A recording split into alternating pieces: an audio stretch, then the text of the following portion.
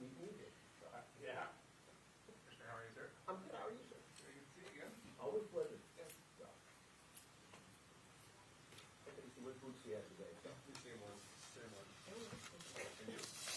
pretty much the same ones Yeah. too. So, All right, we can get started. First, thank everybody for being here today. I really appreciate it. I realize it's time your newscast starts, but wanted to make sure that we got this information out as soon as possible. So a week ago today, Mr. May and Mr. Lark had displayed a complete lack of respect for humanity and fired off rounds into the crowded Nike store at the Mall of America. A week ago today, this is what took place. But today, at approximately 2:25 p.m., Mr. May and Mr. Lark were arrested in Chicago, Illinois. Mr. May and Mr. Lark were observed coming out of a barber shop getting haircuts. After they got haircuts, they got into a vehicle. The vehicle was driven by a female, and the vehicle was traffic stopped by members of the Chicago FBI Fugitive Task Force, which is made up of members from the Cook County Sheriff's Office, Chicago PD, and the Illinois State Police. Mr. May and Mr. Lark were taken into custody without incident, which is what we wanted to have happen. That is the best outcome. So currently, they are in the process of being booked into the Cook County Jail in Chicago, Illinois, and then they're going to be extradited back. They're going to have an extradition hearing to be extradited back to the state of Minnesota. A week ago, we said that you can't shoot up the mall and expect to get away with it. You can't commit these acts and think you're going to enjoy the freedoms of a free society, and you're getting haircuts. And now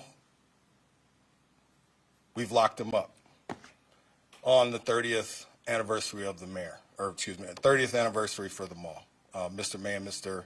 Lark are locked up. Our detectives did a phenomenal job. The people in Chicago that helped us out, they did a phenomenal job. Growing up, we were taught if you do the crime, you do the time. But that is somewhat shifted to you do the crime, you do another crime, you do another crime, you do another crime, and now you do the time. We're not doing anybody any favors by not holding people accountable. So it's my hope that Mr. Lark and Mr. May get the help they need to turn their life around after they're held accountable for their actions. And here at the Bloomington Police Department, we do have social workers, so we'll offer our social workers to them should they choose to get that type of help. But it's my hope that this discussion takes place after they are held accountable for their actions. Our detectives did a phenomenal job, and I know this traumatized a lot of people, but today is the best outcome that we could expect. Everybody's safe. Everybody gets to go home to their families tonight who was involved in apprehending Mr. Lark and Mr. May, with the exception of them, because we locked them up for their behaviors. So with that, I'll take any questions you may have. So why were they in Chicago, and did anybody else help them in addition, obviously, the three that have already been arrested? We believe that they had roots in Chicago. It's still an active investigation, but what I said 2 days stands. Anybody that helped them, and we're able to find that out, we're going to lock them up too. I think last week there had been discussion of a possible blood trail at the mall. Was there any sense of whether or not they were injured or somebody else was injured? No, so, and I thought we covered this. So there was a blood trail at the mall, and it turned out that someone who was fleeing the mall after the actions of Mr. Lark and Mr. May had fell and broke their nose. It was a young lady that had that happen to her. Our sourcing had indicated that the families were working to get some back channels to get these two suspects to turn themselves in. Did you have any indication that that was going to happen? No. And at any time, they could have turned themselves in. So it's been 7 days. You're getting haircuts. 7 days. Sorry, I digress a little bit. Any other questions? What do you think this sends a message to anybody in the future who would attempt to have this kind of violence at the Mall of America? We're not doing this to send a message. This is, again, Bloomington, our model is respect. Because we respect our community, we're going to protect our community.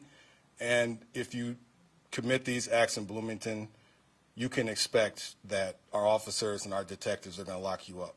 And it's not this hard approach that we're taking. It's just what you can expect to get out of the Bloomington Police Department, and we're going to treat you with respect and dignity while we do that. Do you know how long it'll be before they get back to Minnesota? You might have mentioned that. But Yeah. I don't know. So basically the way this process works is they have a right to have an extradition hearing. So basically they get to make the determination if they want to fight coming back to Minnesota. They have a legal right to do that. Do you know when the extradition hearing would be? No, not yet. We just arrested them, or they were just arrested at 2:15.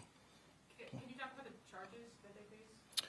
Yes, second-degree assault and aid and abet, reckless discharge of a firearm, and I think there's a couple more on there that should be listed in the criminal complaint.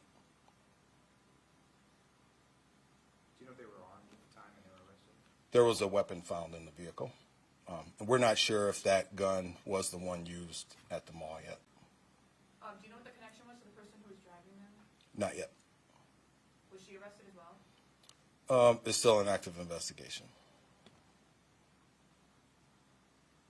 Would you please hold those up again? Just hold on.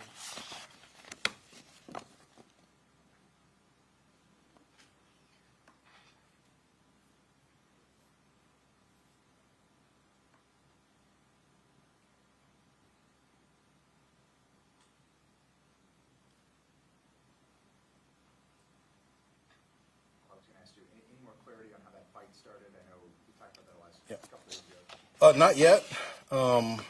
Not yet. So now that we have them in custody, hopefully we can start figuring out the rest of that stuff. And I know Commissioner Harrington's here, and I just want to thank the state for the assistance that, the BCA provided us, and State Patrol set on the perimeter for us while we were searching the Best Western. So in Minnesota, we do a very good job in law enforcement in terms of our partnership, and that's really unique to the state of Minnesota. So again, we're happy to have the commissioner here today. Did you say it was the FBI who conducted the crime stop? It was the Chicago FBI Task Force. So basically, that's made up of members of Chicago Police Department, the Cook County Sheriff's Office, and the Illinois State Police Department. How did they know that it was them? Through investigative measures. Any other questions?